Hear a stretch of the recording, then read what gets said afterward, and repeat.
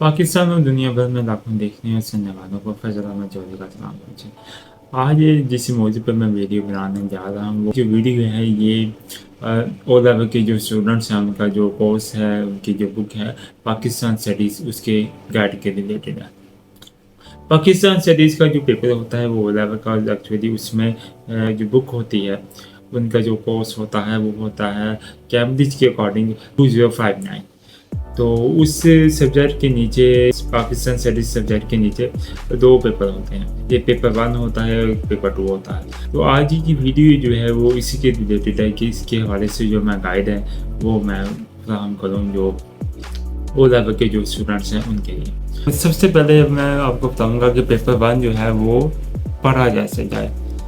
तो पेपर 1 जो है ज़ाहिर वो हिस्ट्री के रिलेटेड है। तो ज़ाहिर किसी भी सब्जेक्ट को पढ़ने के लिए ज़ाहिर वो सोर्स जो है वो बहुत मैटर करता है, चाहे आप बुक से पढ़ें या ऑनलाइन कोई भी सोर्स यूज़ करें। इसमें ये है कि हिस्ट्री जो है वो एक बहुत लेंथी सब्जेक्ट है, बहुत वास्ट सब्जेक्ट है। आपने इसमें बुक को भी अगर आपने यूज़ करना है तो आप बुक भी यूज़ करें और बुक को पढ़ने के बाद आप जो है वो उसके नोट्स बनाएँ, क्योंकि स्टडी और हिस्ट्री में जो नोट्स हैं वो बहुत मैटर करते हैं। और जब आप नोट्स बनाएंगे, अपने हाथ से लिखेंगे, तो आपको बहुत सी चीज़ें हैं वो जो क्लियर होंगी। और जब भी आपकी नोट्स बनाएं तो नोट्स बनाने के साथ जो है वो कुछ स्पेस जो है वो ज़रूर छोड़ें।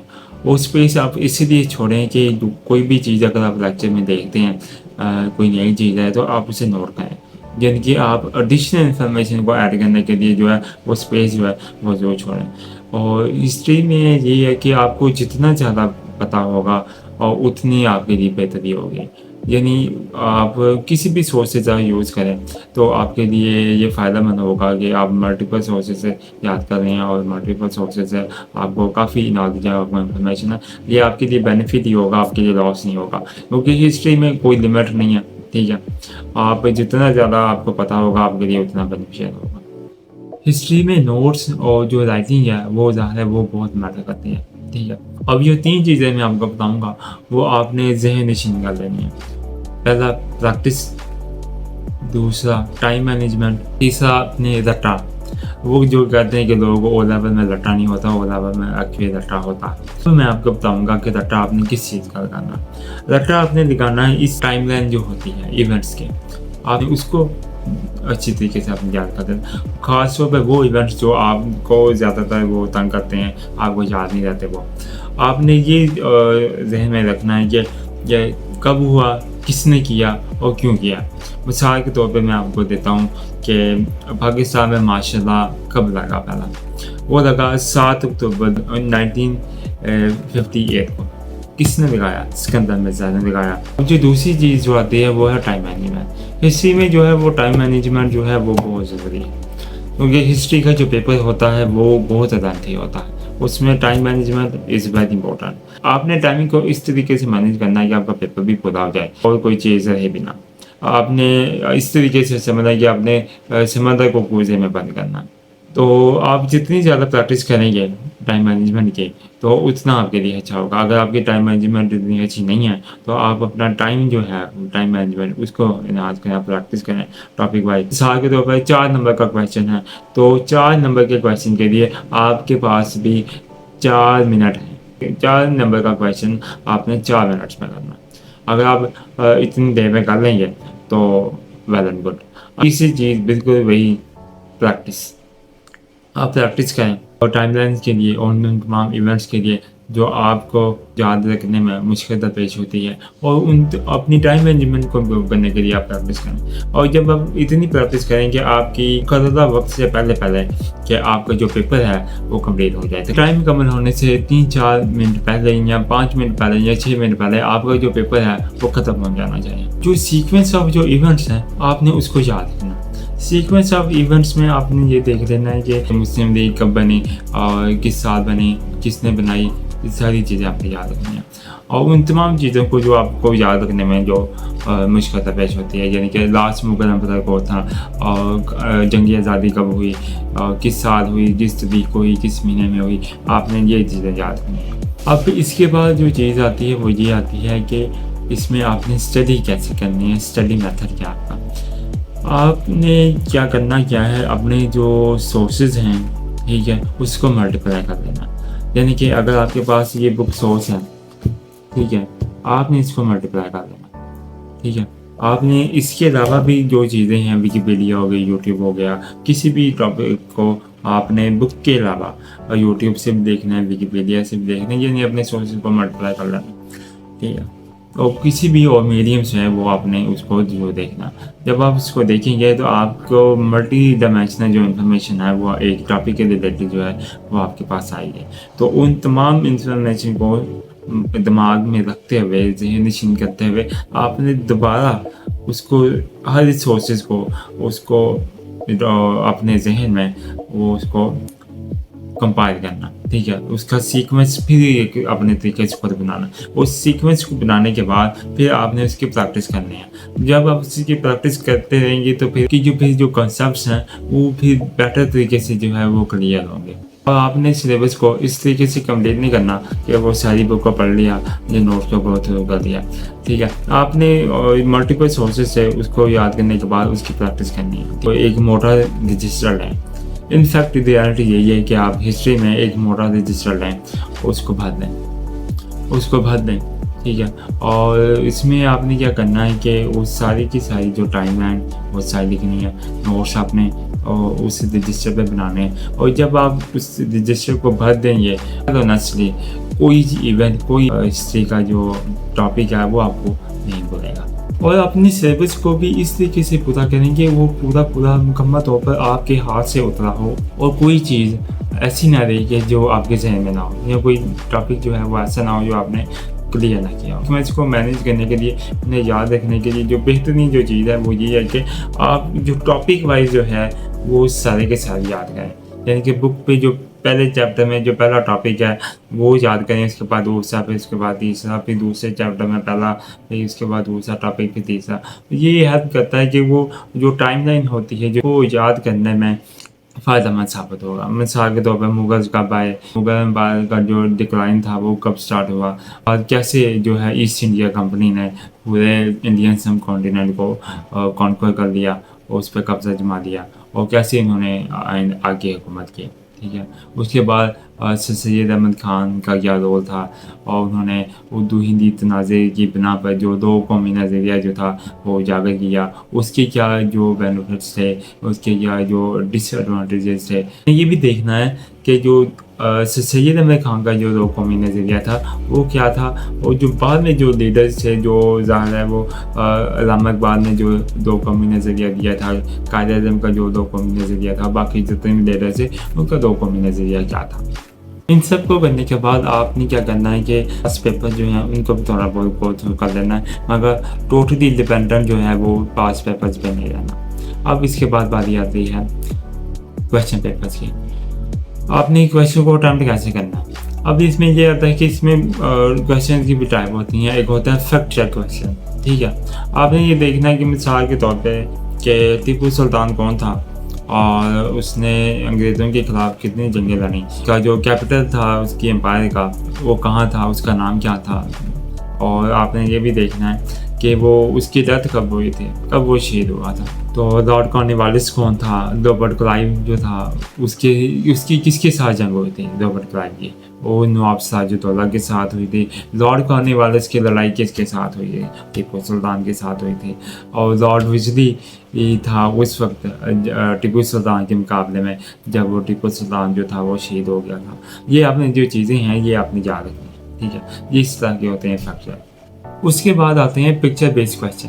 पिक्चर बेस्ड क्वेश्चन आपको ये है कि कोई आपको मैप दे देंगे, मिसाल के तौर पे कि 1857 की वार का, ठीक है। आपने उसमें देखना है कि उसमें कौन कौन से जो इलाके थे वो अंग्रेज़ों ने पहले फतह किए। दिल्ली का अगर आपको कोई मैप दें या पूरे इंडियन सब कॉन्टिनेंट का, तो उसमें आपने देखना है कि वार जो है वो कहाँ से शुरू हुई और कहाँ तक गई, ठीक है। या उसके बाद आता है रीज़न बेस्ड क्वेश्चन। रीज़न में आपने ये लिखना है कि वो क्वेश्चन कुछ इस तरह के होते हैं कि फर्ज करें कि मुग़ल एम्पायर जो थी उसका जो डिक्लाइन था उसकी रीज़न क्या थी, ठीक है, वो कब शुरू हुआ, उसके पीछे जो उसके ज़वाल के क्या मज़ाक़ात थे और वो कब जो थी वो डिमोलिश हुई, ठीक है। तब वो उसका जो रूल था मुगल एम्पायर का वो एंड हो गया। आपने ये देखना है इसकी वजूहत, और ईस्ट इंडिया कंपनी का इसमें क्या रोल था, और लास्ट जो मुगल एम्पायर था उसका रोल कैसा था, यानी कि उसकी एडमिनिस्ट्रेशन कैसी थी, आपने ये देखना है। और क्या एडमिनिस्ट्रेटिव जो उसकी खामियां थी जो मुगल एम्पायर में थी, वो उसको आपने सारे को सारा वो उसमें रीज़न जो है वो देखने जो मुगलिया सल्तनत के ख़त्म होने के बाद मिलते हैं। उसके बाद जो है और इसके बाद जो क्वेश्चन आता है वो है opinion based question. Opinion based question बिल्कुल इसी तरह के जैसे आप मिसाल के पर लगा लें या कौन क्या वजूहत थी और क्या जो हमारी खामियां थी एलियन सब कॉन्टिनेंटल की, जिसकी बिना पर अंग्रेज़ जो है वो कामयाबी से पूरे बरसगीर पर कब्ज़ा करने में कामयाब हो गए। आपने इसके ऊपर अपनी ओपिनियन देनी है। आपने पहले इंट्रो लिखना है, बाद में वो सारे के सारे महलकात जो हैं, एस्पेक्ट्स जो हैं, उसको हिस्ट्री के साथ लिंक करके आपने वो लिख देना, ठीक है। बशर्ते कि वो फैक्ट जो हैं वो बिल्कुल सीक्वेंस के साथ हों, बिल्कुल ठीक हों। इसमें ये है कि ओ लेवल्स के पेपर में लेंथ मैटर नहीं करती। अगर आपने कोई क्वेश्चन 2 पेजेस में लिखा है तो 2 पेजेस में अगर उसमें सारे के सारे जो पॉइंट्स हैं वो आ जाते हैं, सारी की सारी जो फैक्ट्स उसमें आ जाते हैं जो आपने क्वेश्चन के रिलेटेड हैं, तो वो एग्जामिनर मजबूर है कि वो आपको मार्क्स दे, ठीक है। वहाँ पर ये हमारे बोर्ड वाला सिस्टम नहीं चलता कि लेंथ दे के वो मार्क्स देते हैं, ऐसा वहाँ पर नहीं चलता। आपके जो कॉन्सेप्ट हैं, आपके जो पॉइंट्स हैं, आपके जो हिस्ट्री रिलेटेड जो फैक्ट्स हैं, वो ईच एंड एवरीथिंग वो फुलफिल करते हैं और रिक्वायरमेंट आंसर की अकॉर्डिंग टू क्वेश्चन। जैसे मैंने आपको पहले बताया कि जितने नंबरों का सवाल है उतना ही टाइम आपने उसे देना है। मिसाल के तौर पर एक क्वेश्चन जो है वो 10 नंबर का है तो आपने उसे 10 मिनट देने हैं उसको हल करने के लिए। बिल्कुल इसी सीक्वेंस के साथ अगर आप चलें तो आपका टाइमिंग मैनेजमेंट होगा। अगर आप इसके साथ प्रैक्टिस करें तो ये बहुत बेनिफिशियल होगा कि आप मुकर्ररा वक्त से पहले या 5 या 10 मिनट पहले आप अपना पेपर ईजीली कंप्लीट कर सकेंगे। अब आता है पेपर 2। जो पेपर 2 है वो पेपर 1 से कतरे जो है वो ऑपोजिट है, ठीक है। यानी कि ये पेपर 1 हिस्ट्री और जो जियोग्राफी एक दूसरे से बहुत ऑपोजिट है, ठीक है। पेपर 1 तो जैसे मैं आपको बता दिया। पेपर 2 में आपने अपना जो ओपन विजन रखना है, ठीक है। आपने किसी भी एक सोर्स को तो बिल्कुल भी नहीं इस पर डिपेंड करना, ठीक है। तो आपने बुक्स के साथ कई और भी जो सोर्सेज हैं उसको भी जो है वो यूज़ करना, ठीक है। तो आपने इसमें ओपन विजन रखना, बल्कि दोनों जो पेपर्स हैं आपने उसमें ओपन विजन रखना। तो हद्दुल-इम्कान यही है कि अगर आप इसमें ओपन विजन रखेंगे तो कोई भी आपको इसमें हाई स्कोर करने से आपको नहीं रोक सकेगा। हिस्ट्री की तरह आपने बिल्कुल इसी तरह इसमें भी नोट्स बनाने हैं और इसमें बल्कि ज़्यादा नोट्स बनाने की ज़रूरत है, ठीक है।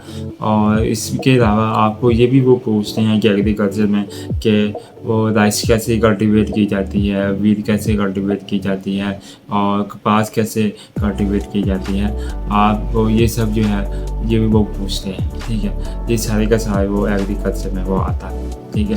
वो पूछते हैं क्वेश्चन। इसके बाद आपने क्या करना है कि जो पाकिस्तान के जो मैप्स हैं उनको रट लेना, ठीक है।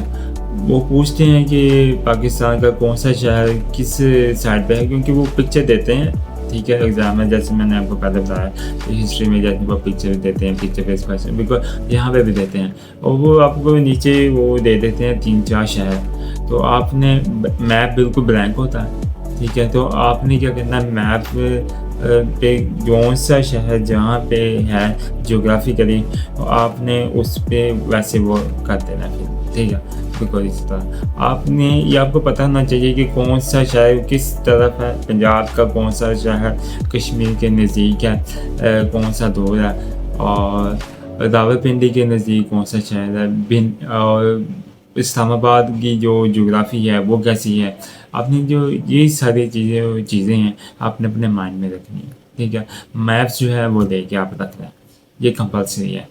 ये बात मुझे हिस्ट्री में भी बतानी चाहिए थी। आपका जो माइंड है वो ओपन विजन होना चाहिए आपका, और इसके बाद आपका mind set problem solving mindset होना चाहिए, ठीक है।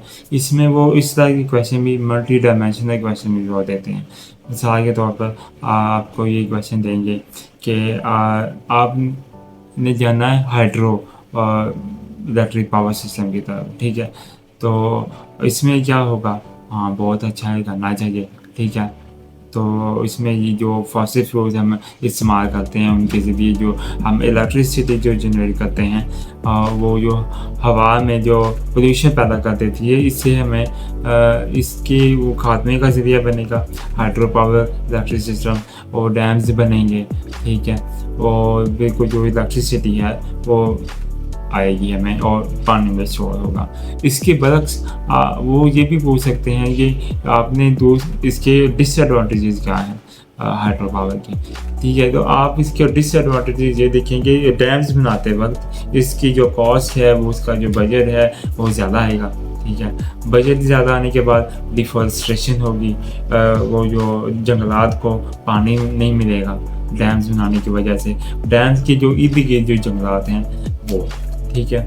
उसके बाद जो डैम्स बनाने में जो वर्कर्स हैं उनकी जो लाइफ जो है वो रिस्क में होगी, क्योंकि ये डैम्स बनाना इतना आसान काम नहीं होता। जैसे कि आप देख रहे होते हैं इतने इतने बड़े बड़े डैम होते हैं, ठीक है। तो वर्कर्स की जो लाइफ होती है वो रिस्क में होती है कि उनकी मशीनरी सेट करना और ये सारा। और इसमें भी आपने हिस्ट्री की तरह जो है वो स्टडी मेथड जो है वो यूज़ करना है। इसमें भी आपने टॉपिक वाइज जो है वो चैप्टर जो है वो करने हैं सीक्वेंस के साथ, बिल्कुल टाइम लगेगा। अब इसमें ये कि इसका पेपर पैटर्न क्या होगा, इसके पेपर पैटर्न में भी आपने इवेंट्स की जो चेन है आपने याद रखनी है। आपको जो फैक्ट्स हैं आपको मेमोराइज होने चाहिए। तो करना है आपने क्या है, बुक से सारे फैक्ट्स और जितने भी आपने नोट्स या किसी भी और सोर्सेज से आपने सारे के सारे फैक्ट्स और इवेंट्स को क्लियर कर लेना। डायग्राम्स आपने मेमोराइज कर लेनी है, अपने जहन में बिठा लेनी है।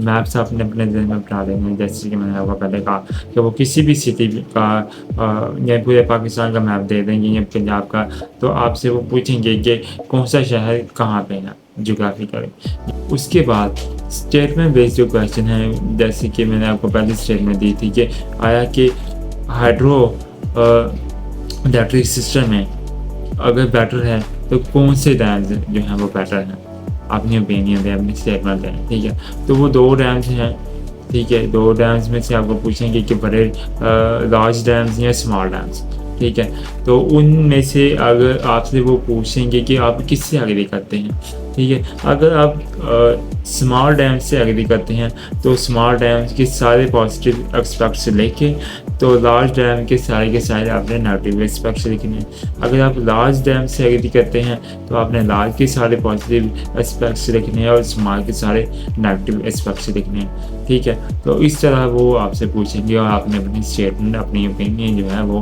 वहाँ पे लिखनी है। और गोल्डन टिप्स, इसकी टॉपिक की इस पेपर के लिए जो मैं आपको गोल्डन टिप्स दूंगा वो यही है कि आपने क्या करना है कि पाकिस्तान के जितने भी सूबों को, प्रोविंसेस के जो मैप्स हैं शहरों के, और पाकिस्तान का मैप, वर्ल्ड मैप, आपने प्रिंट आउट लेके या किसी शॉप से के जहाँ की वर्ल्ड टाइम्स वालों के जो मैप्स होते हैं वो भी मिल जाते हैं, ठीक है।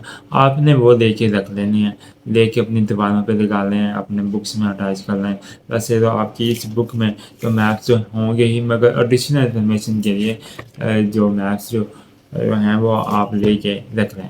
और जब भी आप इस पेपर की तैयारी करने लगें तो उन मैप्स को बहुत लाजमी करें, और जब आप उन मैप्स को पढ़ेंगे, उन्हें गौर से देखेंगे, तो उन्हें याद करने की कोशिश करेंगे। It will be very very much beneficial for you, ठीक। और उसके बाद एक इंतहाई अहम चीज़ जो आपने करनी है वो है डिस्कशन, क्रॉस क्वेश्चनिंग।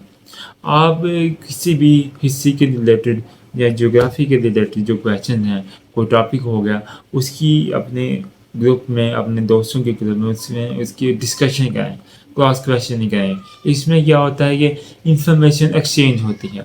आपकी इंफॉर्मेशन किसी आपके दूसरे दोस्त के पास जाएगी और उसकी इंफॉर्मेशन आपके पास आएगी, और इसमें जो एक्सचेंज ऑफ इंफॉर्मेशन का जो मीडियम होता है, ये जो प्रोसेस होता है, इसमें बहुत कुछ सीखने को मिलता है।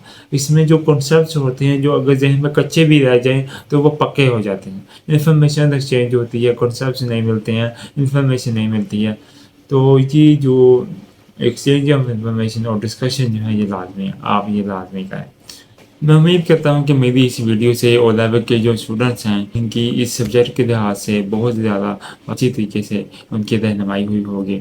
मैं उम्मीद करता हूँ कि आपको ये वीडियो अच्छी लगेगी और आपकी मालूमात में और आपकी रहनुमाई में ये फ़ायदेमंद साबित होगी। ठीक है, बहुत शुक्रिया।